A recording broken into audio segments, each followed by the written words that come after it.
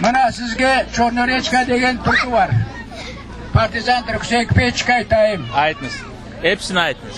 Çornorechka çorağınınday, suyu da salkından içilemez.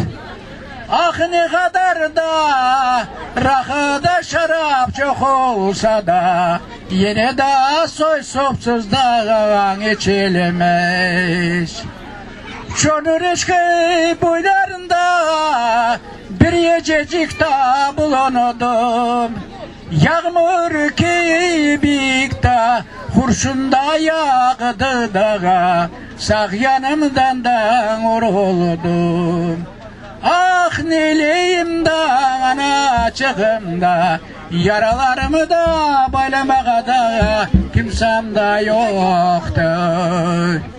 Çornorechka boylarında bir yececik uhladık. İki da doğmuş da bir adyal tübünü deyeye sarılıp da biz yattık.